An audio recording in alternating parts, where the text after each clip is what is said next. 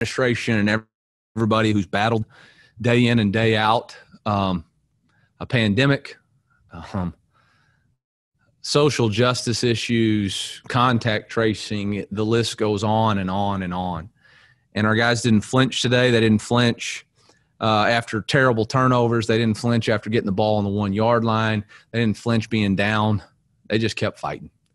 And that's our number one core value, always compete. And I'm damn proud of this football team. With that, I'll open up for questions. First one comes from Colin O'Brien. Colin, go ahead. Hey, Eli, at what point in that last LSU drive did you decide you weren't going to stop the clock and you were just going to ride with your defense and let them try to win you this football game?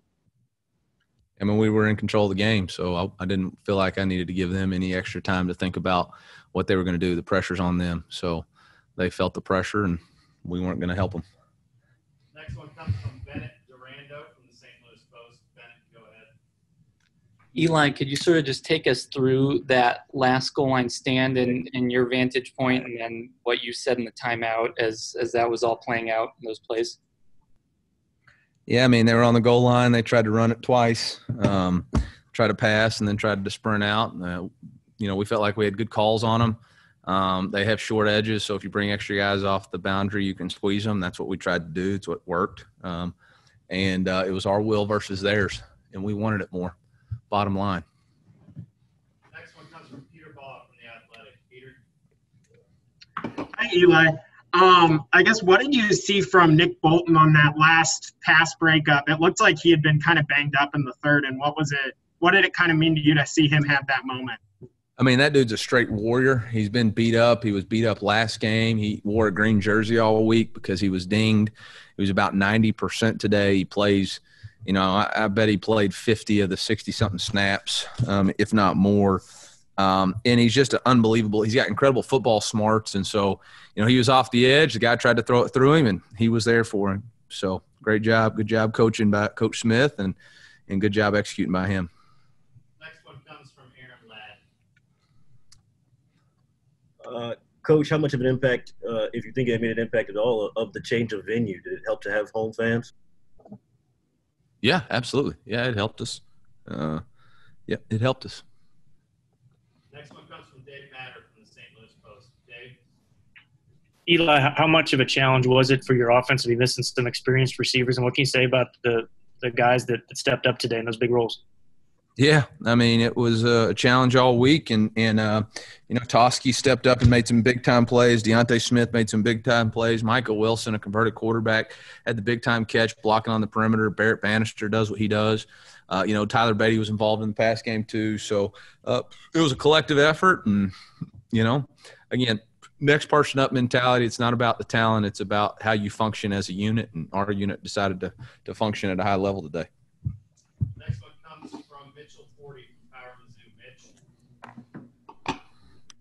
Eli, you all obviously, were down 3 of your top 4 defensive linemen. What can you say about the guys who played on the interior there, especially on that last goal line stand? Just a lot of heart and effort, toughness, and mental, psychological warfare. I mean, Brick needs to be considered Dr. Phil this week for all the things he was having to do to try to get people available to play, and just proud of our football team. I mean, that's the job of a team, is to step up when somebody else is down, and they sure did it today. Next one comes from Bill Pollock from Missouri Net. Bill, go ahead. Yeah, Coach, I don't know if you want to comment now that this part of the schedule is done with getting Alabama and LSU within the first 3 games. If you would, you could. But my question is, what does this do now for the rest of your season, having to play competition like that for your players and their development? I got no comment about it. I mean, the schedule is who it is. Nobody knows. We still got a lot of really good teams on our schedule. So, I don't know. I hadn't thought much about it. I know I'll get up in the morning and get focused on Vanderbilt, and that's all I'll worry about. I mean, we've played some good teams, but when you play in the SEC, you're going to play good football teams. Andrew Kaufman from KMIZ. Andrew, go ahead. Coach, to get your first win, I'm sure it's special in and of itself, but to beat the defending national champs, how much more does that mean to you for that to be number one? Honestly, it doesn't mean a whole lot to me personally right now. This is about our football team and our senior class and what they've fought and what they've struggled for. Has nothing to do with me. I plan on being a part of a lot more wins here at Mizzou, and so it's not ever going to be about me. It's going to be about our football team. It's going to be about our players and our seniors and the identity they're trying to create, the foundation we're trying to lay as a program. And today's just a start of that. And there's been a lot of hard work. There's been a lot of, is this really going to work? And they found out it does. Next one comes from Suichi Torada from the KC Stars. Suichi. Eli, I'm just wondering, what were your thoughts on just your team's physicality, especially just down so many interior defensive linemen and Larry running the ball in the goal line stand? It just seems like you guys were pretty stout up there on the line of scrimmage. Yeah, somebody asked me about whether or not our team played with effort this week. Ticked me off, and I think it showed today that our guys play with unbelievable effort, and we just needed a few breaks. And you know what? We didn't really get that many breaks today, but we made our own breaks when we needed it. So proud of our football team. Kyle Pennell from the manager. Kyle.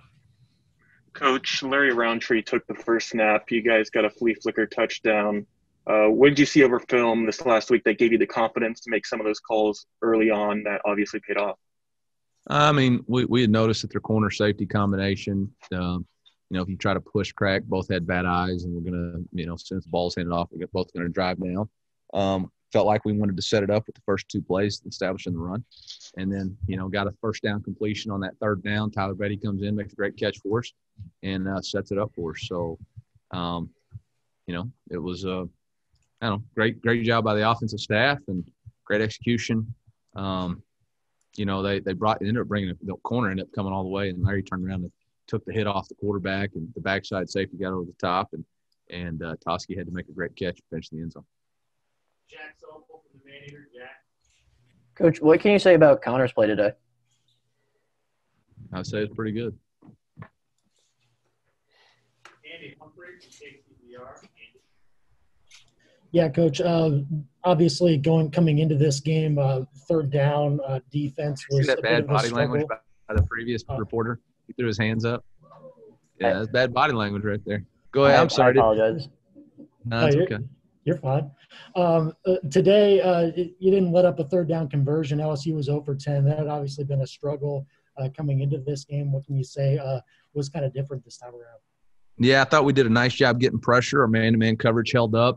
Coach did a nice job mixing in man zone, keeping them off balance. And it was a great job.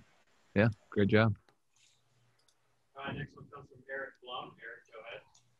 Coach, you mentioned earlier on that this win meant a lot to you and your team. Can you just give us a little more insight into just how much this team you think has been through to get to the moment and how much this feels like a payoff for you guys? I think it was March, maybe 16th. We cut these guys loose, and we didn't know when we were going to get them back.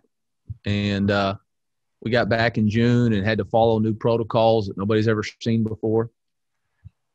We've had players on our team get a virus that nobody has a cure for. There was a point when it looked like college football was going to get canceled, and then it came back. And then we had to do walkthroughs that nobody's ever seen before. We've had to do a fall camp that nobody's ever seen before. We were supposed to fly down and play in a hurricane, and now we're playing a home game. We lost 7 guys from the travel party for contact tracing and other things. I mean, it's just every day there's something new. We've had players opt out. We've had players transfer. Every day seems like there's something new. And I know that there's always those questions, is this really going to work? And those guys didn't flinch. They didn't flinch. That locker room stayed together. They could have flinched after a turnover. They didn't. They could have flinched after another turnover. They didn't. They could have flinched after a turnover in the third quarter. They didn't. Could have flinched after we went 3 and out. They didn't. They just blocked the field goal. We went down and scored. They could have flinched when the ball got put on the 1-yard line. They didn't. They just kept playing this play. They just kept playing this play as hard as they can. And to have that mentality this day and age, that's what real winners do. That's what real winners do.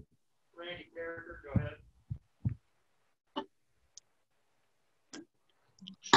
Coach, with what you just said, every great program has a point where the players learn how to deal with adversity within a game. I would think that today, like this, you mentioned the special teams, the turnovers, the end of the game, that's the sort of adversity and dealing with it that you can take into the future.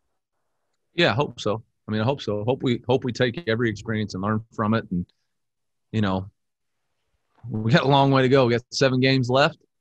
We'll go back and watch the tape. I'm sure we're going to be disappointed with a lot of different things. We'll be proud of a lot of different things. But yeah, hopefully you're right. Hopefully we can take this as a sign that we can compete with anybody in the country if we'll do our jobs and if we'll improve our play. Eli, you had mentioned going into this game, the offense would open up when the scoring got more consistent. How big was that to go down the field first drive, and how much did that kind of change the feel of things and open things up as you went through the game and scored consistently like you were looking for?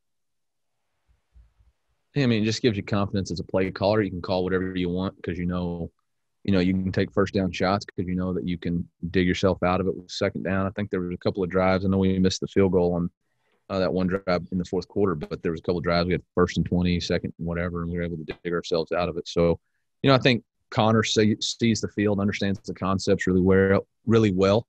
I think we kept them off balance with our formations and motions and yeah. Are you at home, Ben? Actually, at my parents' house. They're about the only person they get to see these days.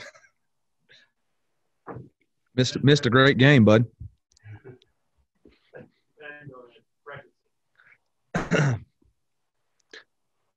Hey, Coach, there's a lot of talk in the SEC about signature wins and in a win early in a coach's career that can kind of put a stamp on the direction of a program. Curious if you're a believer in that theory and if you think today would count as one. Ask me at the end of the season if we've won 7 more. I have no idea. Right now we got win 1. There's 7 more games. Unless they cancel the season today, no, it's not a signature win. It's just a win. We got a lot more work to do. We beat a good team. We fought hard, but unless they're giving us a trophy, I didn't see any trophies out there. So let's just keep on moving forward, okay? Let's just keep on moving forward. All right, we got time for 2 more guys. Players are starting to get outside. So, Mitch 40, go ahead. How important was it to start fast today after you all have played from behind early each of the past 2 games?